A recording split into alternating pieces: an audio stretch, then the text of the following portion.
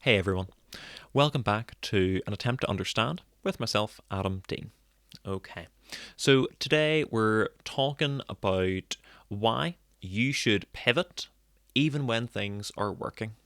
So, I was thinking about this recently, and do you ever just start to make progress on something? Real progress. But then you realize the direction you're in, it's not quite right. You're not alone. That feeling might just be the best thing that could happen to your creative journey or your journey in general. So let's talk about that today. Why pivoting your work and your focus and changing direction, it's not failure, it's progress. So, here's really the meat of it, people. When we're first starting something, whether it's like a personal project or it's a new path, like a new job, we do what makes sense at the time. We start with like what we know, with the resource that we have. But then as you move forward and you gain more experience, you gain more clarity, you start to realize something really important, which is often that the start could have been stronger. It could have been, in a more clear direction. And a good example of this that I've saw is talked about by Brandon Sanderson, the fantasy science fiction author. And he says that it's very common when writing fantasy, when writing science fiction, that an author will rewrite the first couple chapters of their story once they have finished the draft, the second draft, wherever it is, because they then at that point have a much better idea of not only the whole story, but what they were trying to do in those initial chapters. Once you have a great idea of what you're actually executing on, and it's not just, a couple bullets in an outline, but it's actually a fleshed out ending, you're like, okay, now I know that I need to set up for those successes. I need to properly prepare the audience so that they're actually invested in this character, or that they remember this plot point that I brought up once in chapter 2 and then never again for the rest of it. So it's very common, in that line of work to consistently redo what your start was to better match the idea you have now that you've completed more of the project. And I think that's just something that I've really been wanting to think about and to really bring over into my own work, Obviously, I have had many pivots myself in my life, and another example that I think I had thought of more just personally was in the show Silicon Valley. Silicon Valley is a sitcom about a startup company based in Silicon Valley in the States. If anyone doesn't know, Silicon Valley is just like a big area for tech startups. So it's where a bunch of venture capitalists or just like rich people who like to, punt their money by chance that they're making the next Facebook or something. And that's essentially it. It's an area where a bunch of people, a bunch of programmers and wannabe business people get together and try to get rich off of making new tech startups. And the show itself is about a company called Pied Piper, and they create an algorithm that allows you to compress a file way more than anyone else would be able to compress that file.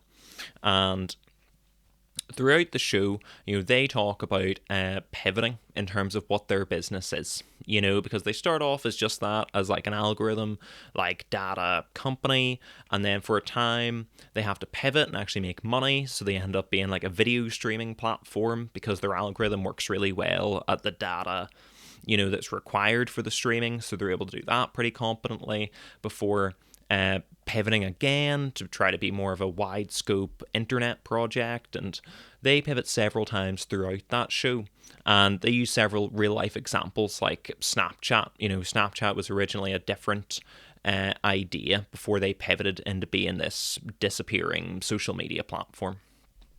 And like I said, really am bringing this to more of a personal place for my experience. Years ago when I had started in my job, I progressed, and once I got to grips with it, I started being able to teach people just what I was doing day to day for other people that had just came in. And I got, pretty decent at it, and then an opportunity came up to apply to be like a full-time, trainer, instead of it just being like something I was doing when I wasn't doing the day-to-day job. And, I really thought, okay, this makes sense. For the whole time I've been here, all I was doing was like getting good at this thing and then telling other people how to get good. So the most logical next step is just to become this trainer, right? And it was more money, it was more everything. So I was like, right, that makes sense, let me go ahead. And, I believed I was ready for it, but I really wasn't. And I was rejected. I think the simple fact was, obviously more people had applied that was already doing what I was doing, but for a longer period of time. They had more on the track record.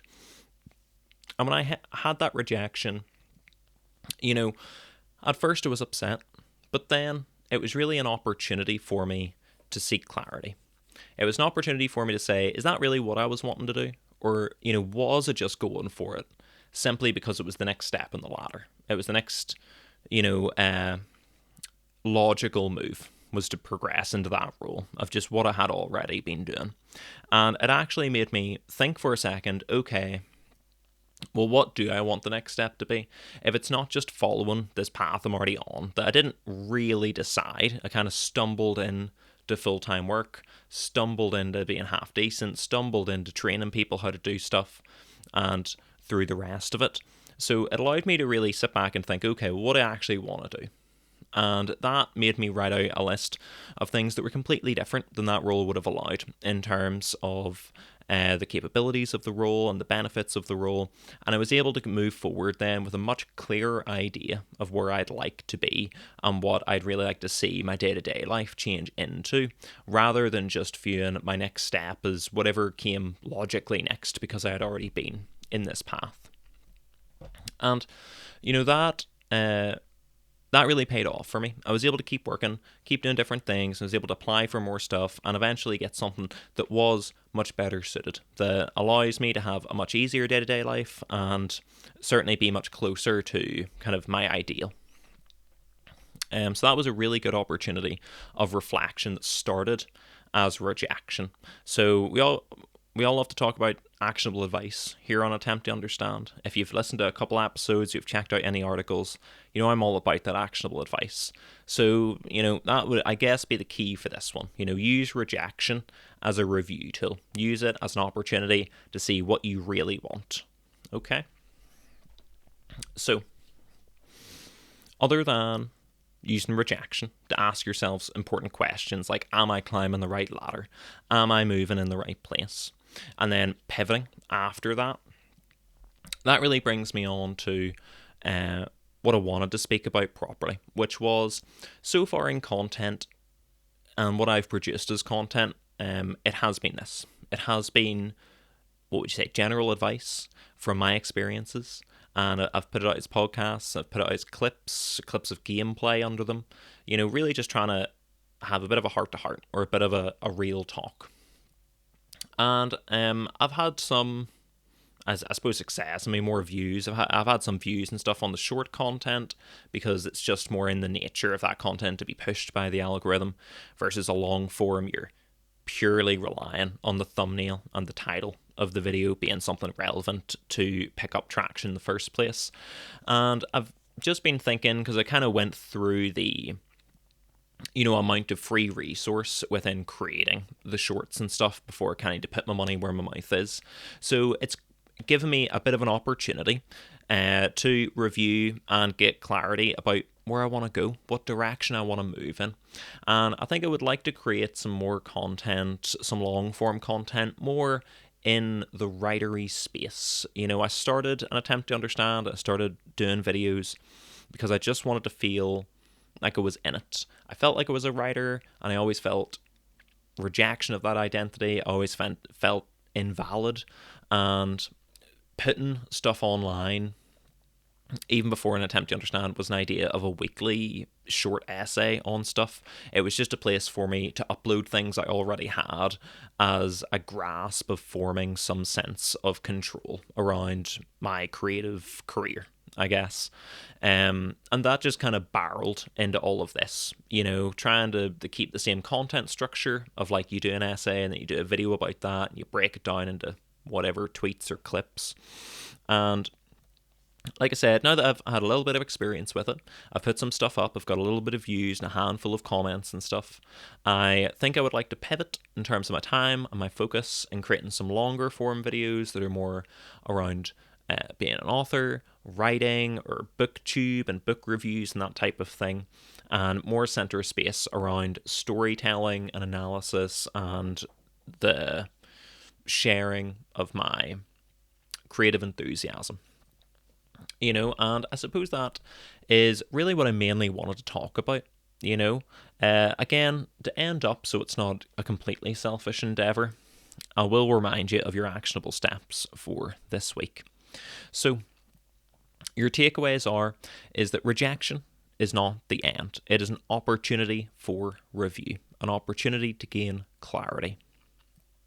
As well as that, if something doesn't work out, even if it's not like an official rejection, but if it just kind of peters out and you don't think it's going the way you thought it really was, it's time to ask yourself questions. Was it really for me? Am I actually trying to the point that I promised myself I would, or am I half-assing it and therefore I'm pissed off because I'm not getting the results because I'm half-assing it? And ask, are you still finding your lane? Maybe you're just beating yourself up too much because you're not fully succeeding in it, but it's not the thing that you're going to find success in. Maybe it's time to pivot, try something new, find something that's fun, and double down on that. Because that's really your real job right now, is to try things, reflect, and move towards what actually lights you up. Again, I'll finish off with this, but another piece of stellar advice from Brandon Sanderson, and it's just on my mind because I've been rewatching his lecture series recently, is he says that if you're a writer, or specifically a novelist, and you have been published yet, your job is not to get published. Your job is to write 5 books, because your first 5 books are really not going to be of great quality anyway. And there's tons of exceptions to that rule of people that spent years and years revising their works. But typically speaking, especially for like genre fiction or whatever, your first 5 books are just not going to be as good as any others that you produce, right?